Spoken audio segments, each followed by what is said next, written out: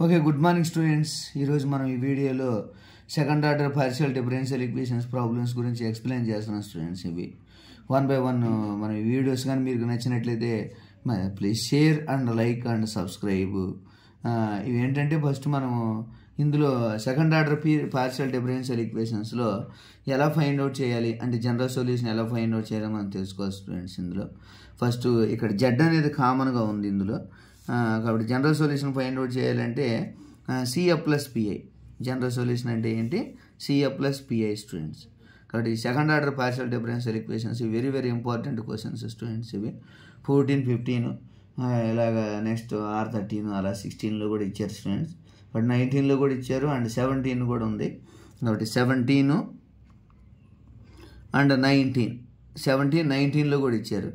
కాబట్టి ఈ క్వశ్చన్స్ మనం బాగా చూసుకొని నేర్చుకునేది మంచి స్కోర్ సాధించే అవకాశం ఉంటుంది స్టూడెంట్స్.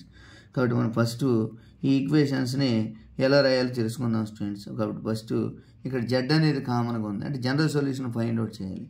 కాబట్టి doe cube by doe X cube minus 3 into doe square by doe X square into doe by doe Y plus 4 into doe cube by doe Y cube of Z equal to 0.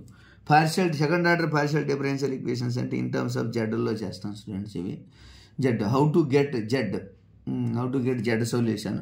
If Q equal to 0 then we find only CF students. If we cannot, if Q equal to 0, then we cannot find PI.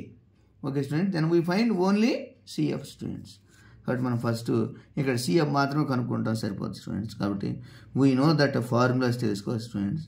We know that doe by doe X of capital D, doe by doe X of D అంటే capital D అని. కాబట్టి doe by doe Y అంటే meaning ఏంటి? D dash అని. కాబట్టి doe square by doe X square అంటే capital D square అని అర్థం స్టూడెంట్స్. కాబట్టి doe cube by doe Y cube అంటే మీనింగ్ ఏంటి? డి డాష్ క్యూబ్ అని అర్థం. కాబట్టి we know that doe by doe X of D equal to D, doe by doe Y of D dash, doe square by doe X square equal D square, doe cube by doe Y cube equal to D dash cube. Put these values in equation in above equation and మనం ఇక్కడ ఇందులో ఏం find out చేయాలి? CF find out చేయాలి students. ఎలా find out చేస్తాం? CF అనేది మనం తెలుసుకోవాలి. సిఎఫ్ ఫైండ్ అవుట్ చేయాలంటే ఈ ఈక్వేషన్ సబ్స్టిట్యూట్ చేసిన తర్వాత చేయొచ్చు స్టూడెంట్స్. కాబట్టి D cube minus 3d square into D dash plus 4 into D dash cube into Z equal to 0 students. కాబట్టి 0 వచ్చేసింది. 0 వచ్చేసిన తర్వాత మనం సిఎఫ్ కనుక్కోవాలంటే put D equal to M కనుక్కుంటాం. Put D equal to M and D dash equal to 1 in above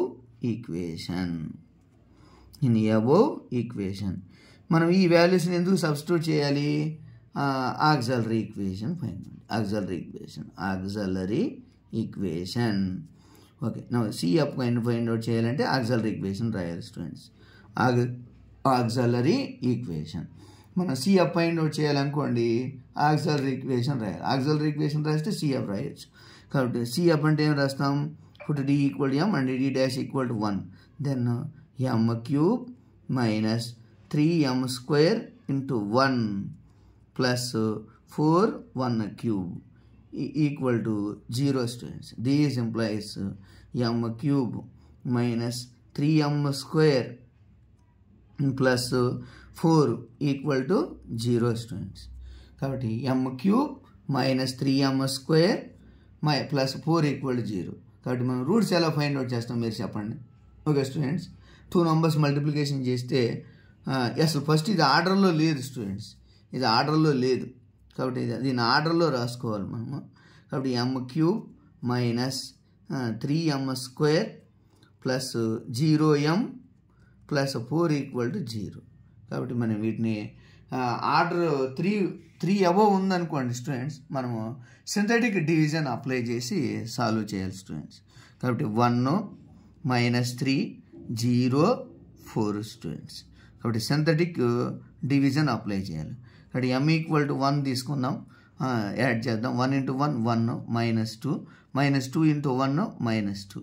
కాబట్టి -2 × 1 అనేది ఇంకా రాదు స్టూడెంట్స్ ఇక్కడ. కాబట్టి -1 తీసుకుందాం ఒకసారి. -1తో ట్రై చేద్దాం. 1 0 1 చేసాం. 1 -1 -1. కాబట్టి -1 -3 -1 కలిపితే యాడ్ -4. -4 -1 ఎంత +4 +4 స్టూడెంట్స్. +4 అయితే వస్తుంది. 4 × యాడ్ చేసామనుకోండి 4 వస్తుంది. 4 × -1 -4. అలాగా -1కి అయితే ఆన్సర్ వస్తుంది తప్ప మిగతా వాల్యూకి రాదు స్టూడెంట్స్. కాబట్టి మనం ఫస్ట్ దీన్ని m = -1 రాద్దాం. కాబట్టి m² - 4m + 4 = 0. Okay students. కాబట్టి మనం ఇప్పుడు ఏం చేయాలి? m = -1 and m - 2 whole square = 0 చేద్దాం స్టూడెంట్స్. m² - 4m + 4 అంటే ఎలా వస్తుంది? మనకు తెలుసు a² - 2ab + b². అంటే m - 2 హోల్ స్క్వేర్ చేస్తే వస్తుంది స్టూడెంట్స్. కాబట్టి m - 2 హోల్ స్క్వేర్ అంటే ఎంత? ఇక్కడ m = -1 వచ్చేసింది కదా. కాబట్టి m = 2 అండ్ 2 రూట్స్ ఏమో ఈక్వల్ వచ్చేసినాయి, 1 రూట్ ఏమో సపరేట్గా వచ్చింది స్టూడెంట్స్. కాబట్టి ఈ వాల్యూస్గా మనం సబ్స్టిట్యూట్ చేసినట్టయితే ఈజీగా మంచి ఆన్సర్ రాయగలం. Okay students, right. ఇవన్నీ J × K, J × H, J × Anantapur previous question పేపర్స్లోని క్వశ్చన్స్